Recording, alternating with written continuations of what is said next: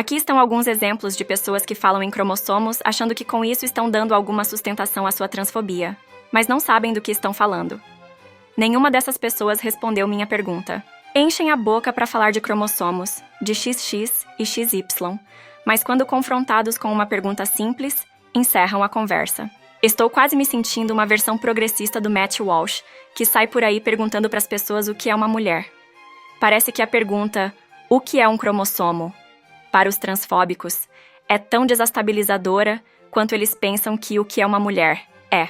Bem, como eu, diferente da maioria dos transfóbicos aí pela internet, sei o que é um cromossomo, vamos começar explicando esse conceito.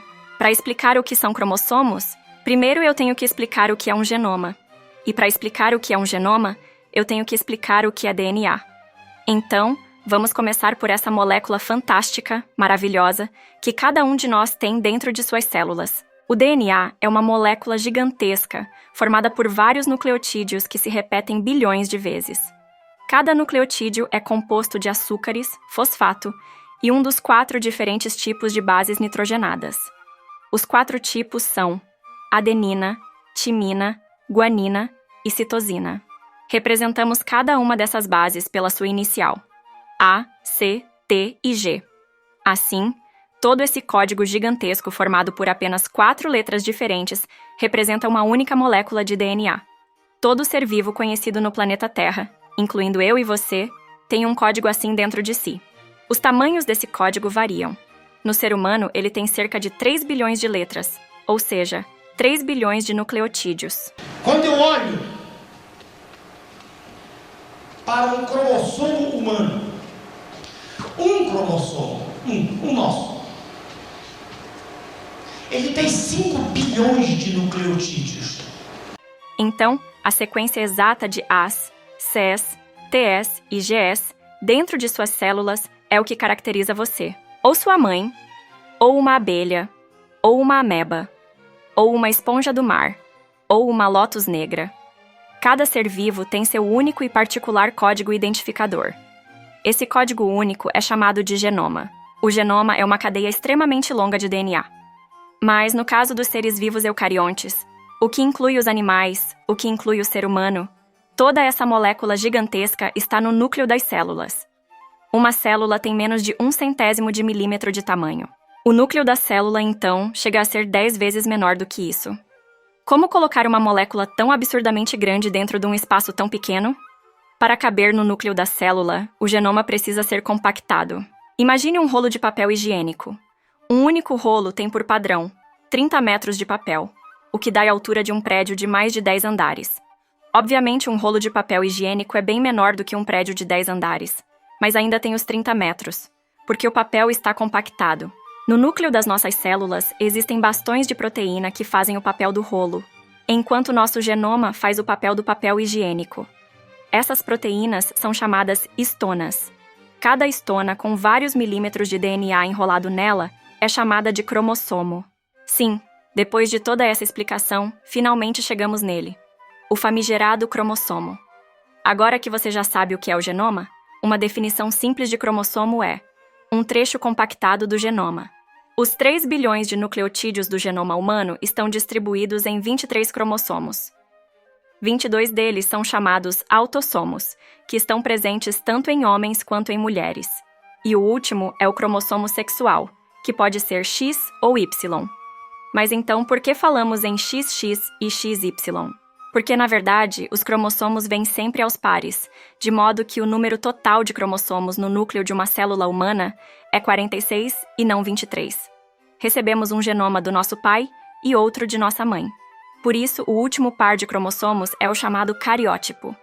Machos em geral têm cariótipos XY e fêmeas em geral têm cariótipos XX.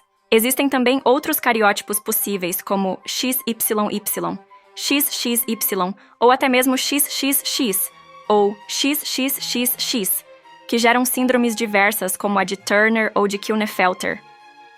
Isso acontece por um processo chamado de aneuploidia, que é quando um de seus pais dá para você não um cromossomo para se combinar com o do outro pai, mas o par que ele já tem. Por exemplo, se o seu pai te der um par cromossômico XY e sua mãe te der um X, seu cariótipo será XXY.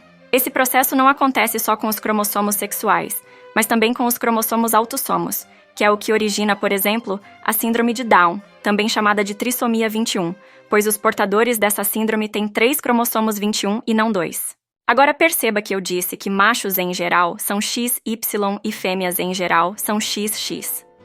Bem, esse vídeo é justamente para falar das exceções. Nem sempre é assim.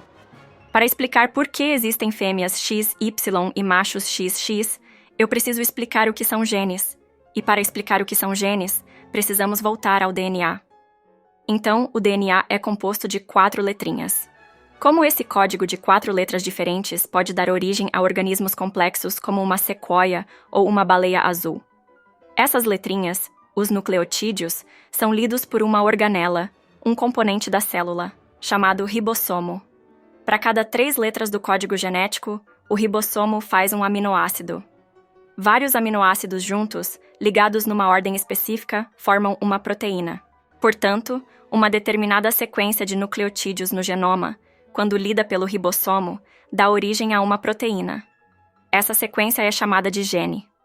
Como o prêmio Nobel Francis Crick, co-descobridor da estrutura do DNA, disse, esse é o dogma central da genética. Cada gene se expressa por uma proteína. As proteínas são um dos componentes fundamentais da vida. Elas desempenham várias funções metabólicas e, através da interação com outras moléculas, definem os seres vivos como eles são. Os cromossomos armazenam parte do genoma, e o genoma contém os genes. Portanto, os genes estão nos cromossomos. Podemos imaginar um cromossomo como uma gigantesca estante numa biblioteca, cheia de livros. Imagine que um desses livros seja um livro de receitas. Se esse livro de receitas for removido dessa estante e colocado em outra, as receitas que ele ensina vão ser diferentes? Óbvio que não.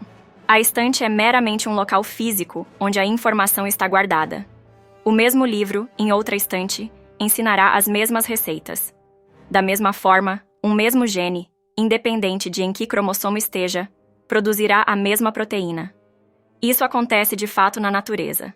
Em espécies diferentes, o mesmo gene pode estar em cromossomos diferentes. Sabendo disso, até mesmo um aluno mais inteligente e questionador no ensino médio, aprendendo que homens são XY e mulheres são XX, poderia já estar com a pulga atrás da orelha nesse ponto. Se são os genes que caracterizam o indivíduo, e não os cromossomos, então por que o cariótipo determina o sexo do indivíduo?